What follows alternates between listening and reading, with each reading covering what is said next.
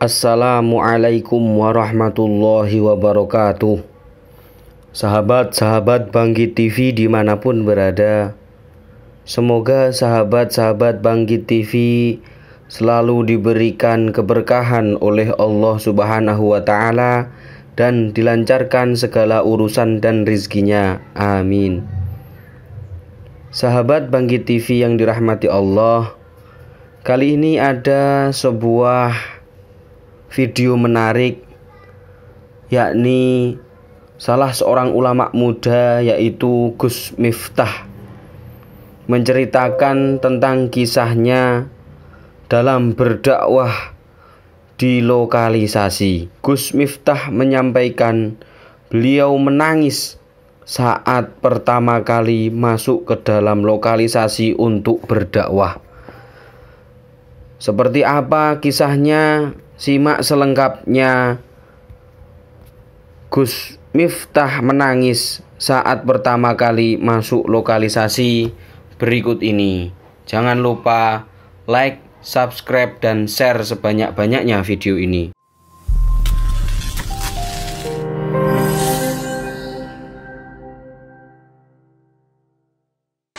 Makanya para jomblo, kalau kalian ditolak ketika melamar seorang perempuan, modalmu apa? Iman.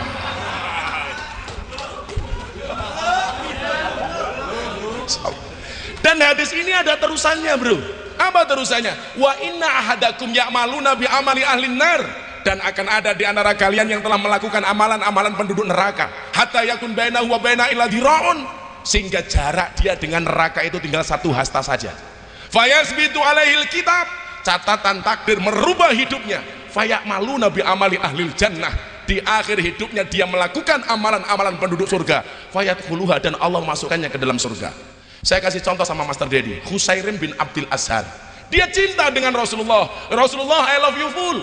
Terus gimana? Kamu masuk Islam. Selesai masuk Islam, apakah saya harus sholat? Enggak. Kenapa? Urung wayai.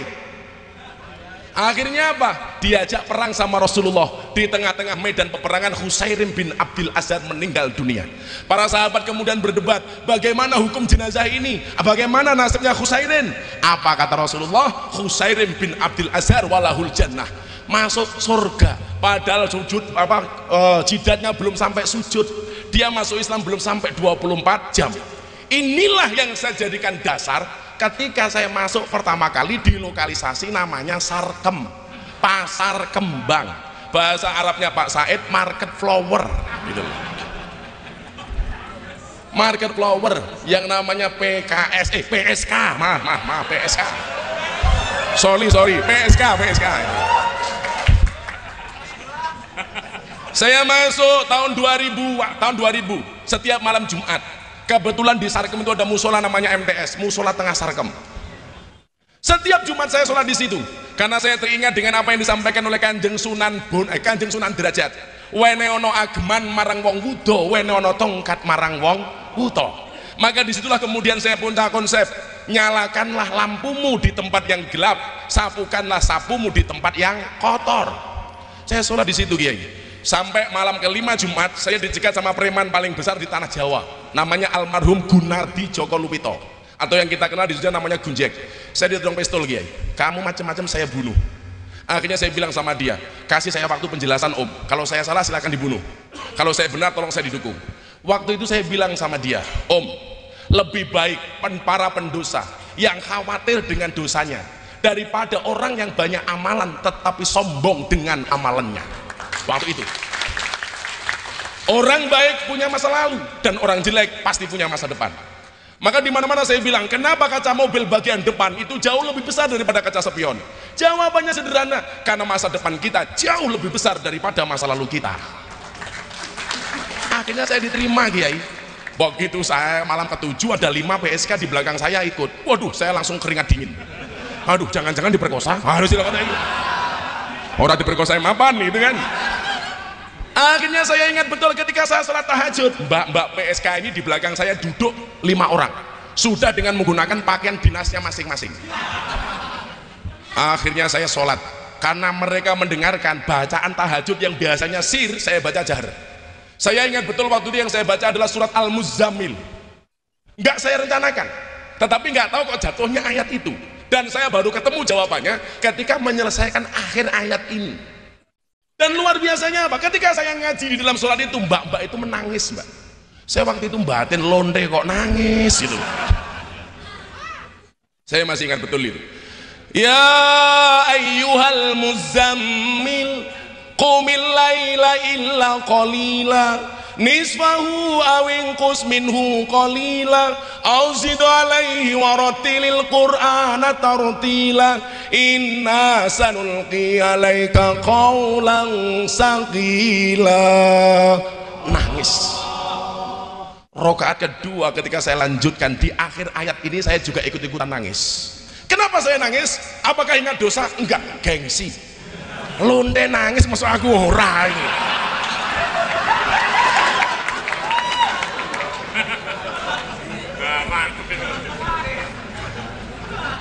Akhir ayatnya kan begini. Wa akharuna yuqatiluna fi sabilillah faqra'u ma tayassara min wa aqimus salata wa atuz zakata wa aqridullaha qardan hasana. Coba perhatikan akhir ayatnya. Wa ma tuqaddimu li anfusikum min khairin tajidu indallah. Lihat. Huwa khairan wa 'azama ajran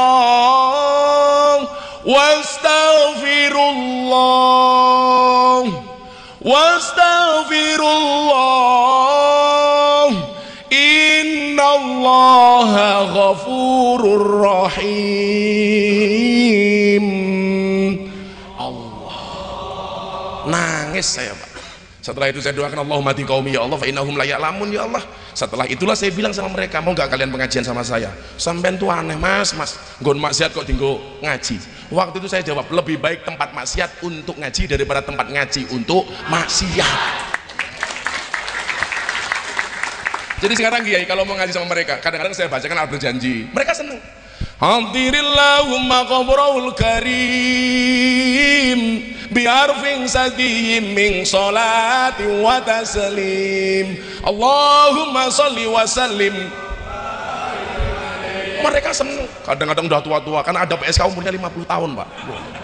Begitu mereka baca, Masya Allah, ngetrillahumma qabrul karim, itu biasa. Saya bilang sama mereka, gak apa-apa, yang penting kamu mahabbah sama Rasulullah, mahabbah sama Rasulullah.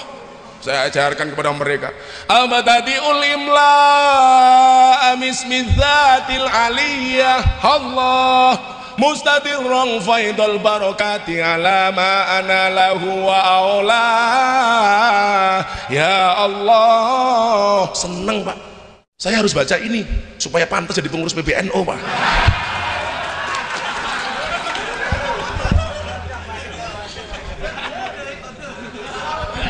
Masya Allah. Jadi pola dakwah ahlus sunnah inilah yang kemudian hari ini dirindukan oleh masyarakat. Saya diundang ke beberapa negara di Eropa, mereka masuk Islam. Ketika saya tanya, kenapa kamu masuk Islam? Bagaimana kemudian saya tidak tersentuh? Gara-gara saya melihat sholawatannya Gus Miftah di hadapan para pekerja dunia malam dengan menggunakan pakaian seksi, yang dikritik oleh orang-orang yang sok suci itu. Padahal kembali Al-Quran mengatakan fala tusakku anfusakum huwa a'lamu bimani taqwa. Sementara mereka yang bermaksiat dalam surat Al-Ahzab, Az-Zumar, qul ya ibadiyalladzina asrafu ala anfusihim la taqnatu mir rahmatillah innallaha yaghfiru dzunuba jami'a innahu huwal ghafurur rahim. Ini ternyata apa? Hari ini konsep dakwahnya Wali Songo yang tetap dilestarikan oleh Nahdlatul Ulama, karena dalil yang paling sering kita pakai apa? Al-muhafadzatu 'alal qadimis shalih wal akhdu bil jadidil. Bahkan saya waktu ingat Pak Said itu sudah tidak menggunakan kalimat jadid, tapi ismu tafdil. Waktu Muktamar NU pertama kali Pak Hasyim Muzadi kepilih, beliau mengatakan apa? Wal akhdu bil ajdadil aslah. Artinya apa? Memang pemikiran beliau itu jauh ke depan dibandingkan awakmu. Waktu itu saya ingat betul, saya masih kuliah. Beliau mengatakan tidak lagi bil jadid tapi bil ajdad, yang lebih baru, yang lebih mutakhir. Maka disinilah sebelum saya tutup, saya minta hari ini dakwah kita itu kalah dengan minhum di medsos, di YouTube, di Instagram. Setiap hari saya dibully, sementara respon kita itu kurang. Maka kemudian saya menawarkan teknologi dakwah. Di zaman Rasulullah bil lisan, di zaman Utsman bil kolam, di zaman para wali dengan budaya. Sekarang dakwahnya apa? Bil medsos. Yang di follow siapa? Ya akunnya Pak Kiai Said, Gus Helmi, Gus Muwafiq, Gus Baha. Ini kan keren. Lah kamu punya Instagram yang di follow Nikita Mirzani. Ya kan? Karena kita kalah di situ. Pesan-pesan Wali Songo, pesan-pesan Islam Nusantara, kita sampaikan melalui medsos. Bisa kita sampaikan melalui YouTube. Nanti saya bilang, bro, sekali-kali nanti channelnya PBNU lo promosiin di channel lo. Mau nggak? Tadi aja ngomongin amplop belum kita. Kamu bilang begini, sekarang kan lagi marah istilah kriminalisasi ulama. Karena orang-orang tidak bisa membedakan ulama kriminal dengan kriminalisasi ulama.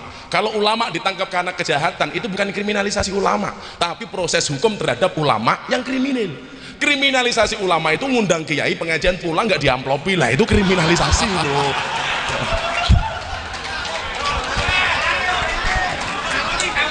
Itu bisa melanggar KUHP pasal 378 penipuan.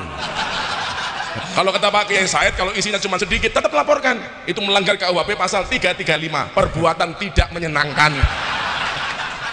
Dia pernah curhat lo sama gua lo, beneran lo. Apa lo? Dia pernah curhat sama gua, kan saya nanya kan, Gus, yang kemarin tuh kan, wah dia kan keluar kota gitu ya, belagu lah ya dia kan. Kalau keluar kota video-video, gua nanya, Gus, dibayar nggak Gus tuh Gus? Enggak, gua kan nggak pernah minta. Karena bener, iya kan, gua kan ngomong, ini baik gua ngomong bener. Iya. Gua kan nggak pernah minta katanya. Terus tiket pesawat segala nggak diganti. Ya tiket pesawat sih harusnya diganti, tapi gua mau ngomong WhatsApp gua di blok. Itulah sebenarnya. Iya kan? Ya. Itulah sebenarnya ketika saya diwawancarai waktu itu ada dua ulama. Ulama perwakilan 01 itu saya, ulama 02 waktu itu Agim. Judulnya waktu itu adalah Gus Miftah Kiai Nyentrik bertarif 3M dan 7,5 M. Ya, alhamdulillah ulama 01 saya, ulama 02 Agim. Dan alhamdulillah di YouTube yang nonton beliau itu hanya 3.800, yang nonton kita 1.300.000. Wah. 01 dilawan.